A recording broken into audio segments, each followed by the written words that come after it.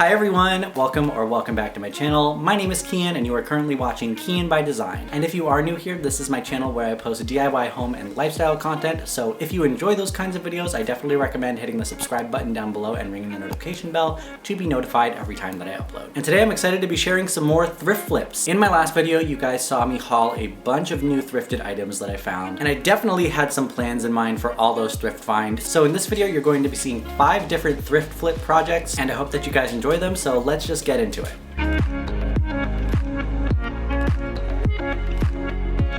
I'm first starting with this arched floor mirror I thrifted for just $20. My plan is to spray the frame gold, so I'm starting by laying the mirror down on the floor and covering the glass with newspaper and painter's tape.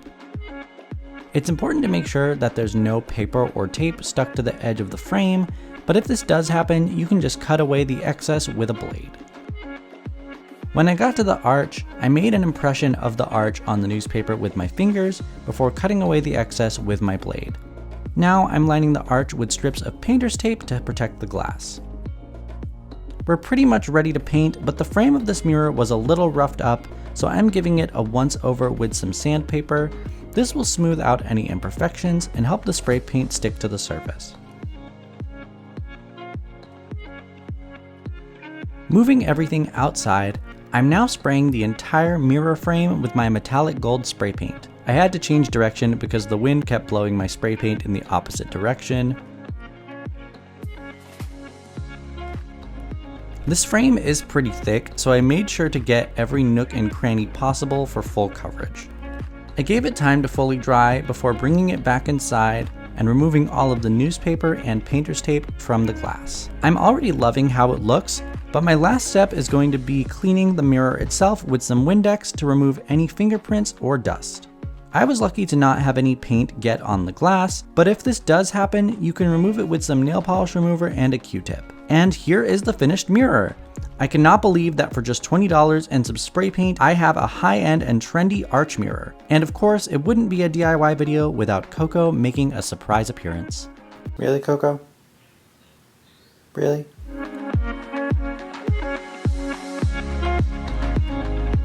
This next flip is this mid-century candle holder I got from Facebook Marketplace that already looked great but needed some love. For example, there was a sticker stuck to the bottom of one of the candle bases, so I'm attempting to remove it with the little bit of Goo Gone that I had left. I ended up running out of Goo Gone, so I ended up removing the rest of the sticker with some sandpaper. This was perfect because my next step was to sand the entire candle holder all over. This will just rough up the surface and help the spray paint to stick better. It also helped to remove these stubborn rust spots on some parts of the candle holder. Now I'm setting up my spray paint tent outside and starting by spraying the underside of the piece first with my gold spray paint before setting it down to coat the entire piece. I let it dry for about 30 minutes before bringing it back inside, and I thought I could just leave this as is, but I personally felt like it could use a little something extra. So I'm taking some of this scrap craft leather I had and using it to create an accent on the middle of where the candle holders meet. I'm using hot glue and folding in the sides for a finished edge, and then wrapping the entire piece of leather around the center before securing with hot glue. Here is the finished candle holder. I'm so happy I decided to add that leather detail to it. It really gives such a unique touch to an already very unique piece of decor.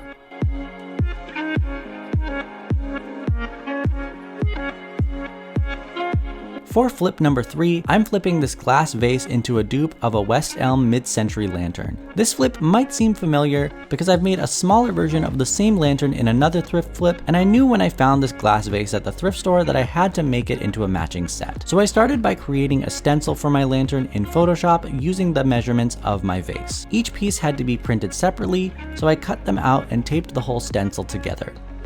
I tested out to make sure my lantern would fit inside the opening, and sure enough, it was a perfect fit. Next, I'm placing my stencil onto my scrap wood and securing it down with tape so it doesn't move around while it's being traced.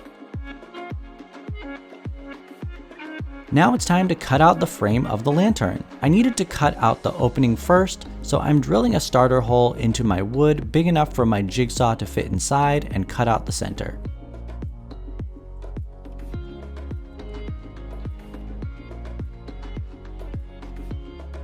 Once the opening was done, I cut out both pieces using the markings I had just traced.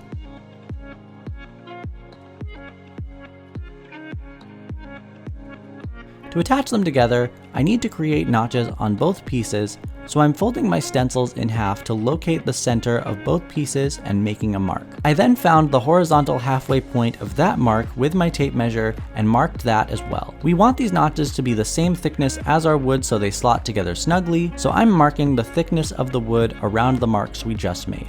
You only want to cut up to these halfway points from the bottom of one piece and from the top of another. Doing this should make it so that they slot together nicely. Mine is a little bit loose, but I have a fix for this coming up, so just keep watching. I'm using my palm sander to smooth out my pieces as well as give the edges a rounded look just like the inspiration piece.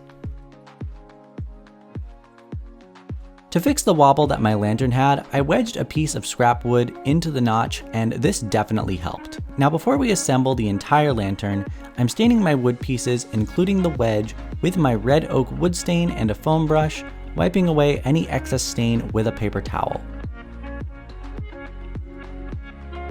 Once the stain was dry enough to handle, I'm placing some wood glue in the notch and slotting all the pieces together. The finished lantern should look like this. Now I'm styling it in front of my fireplace with an LED candle. Ideally, I would have liked to use a bigger candle for this, but this is just what I had on hand. And I'm of course styling it with the smaller lantern I flipped in the past, and it makes a perfect matching set on a thrifty budget.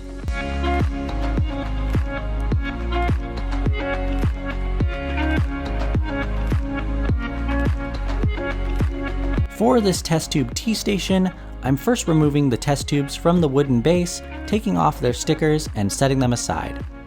At first, I wasn't sure what to do with this piece, so I started by sanding off the design on the front. I could have completely skipped this step since in the end I ended up covering it anyway, but like I said, I wasn't sure what I was doing yet. I finally decided to give it a fluted look since fluted decor is so trendy right now, so I'm using some gel superglue and wooden dowels to create this look. I lined my dowels up with the top edge of the wooden base, glued them down with a line of superglue, and let them dry before moving on to the next one.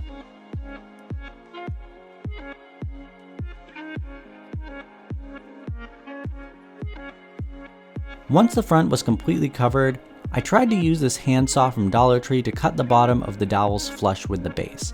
This was really difficult and they came out uneven and jagged, so I also tried sanding them and even cutting them with my jigsaw, but they were still not the best. To avoid making the same mistake on the sides, I pre-cut my dowels with my mitering shears before gluing them down. I eventually ran out of super glue and ended up switching to my hot glue gun, which worked just fine.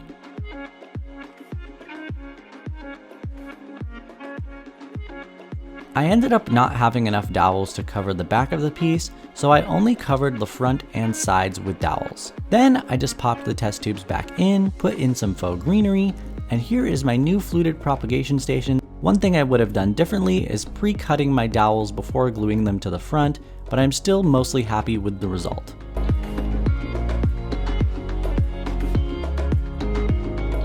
Lastly, I'm taking these arch bookends I thrifted and turning them into little wall shelves. First things first, they had some tape residue on them from when I picked them up at the thrift store, so I'm using some Goo Gone and a paper towel to remove it. With them all clean, I took them outside and sprayed them all over with my oil rubbed bronze spray paint to give them a black metallic finish and let them completely dry. I'm already liking the look, but I want to do something to cover up these holes on the shelf part, so to do that, I'm taking a Dollar Tree foam board, lining one of my bookends up with the edge to mark it, and cutting it out with my box cutter and a straight edge. I used my first cutout as a template to create another, leaving me with 2 square pieces of foam board. Now I'll be covering them with wood contact paper to give them a faux wood appearance. Cut a piece of contact paper big enough to cover the square with some excess, remove the adhesive backing, and place the square as centered as possible. Before you wrap the contact paper around the foam board, make sure to cut out the corners with your scissors to give your shelves nice edges. Don't worry about the middle of the bottom since you won't be seeing it once it's glued down. Here's how it should look. Now just secure your faux wood shelves down with some hot glue. To hang these up, I temporarily just used some foam mounting tape for the purpose of the video, but you could easily use command strips or even nail directly into the wall through one of the arches, and these little shelves are ready to display some knickknacks.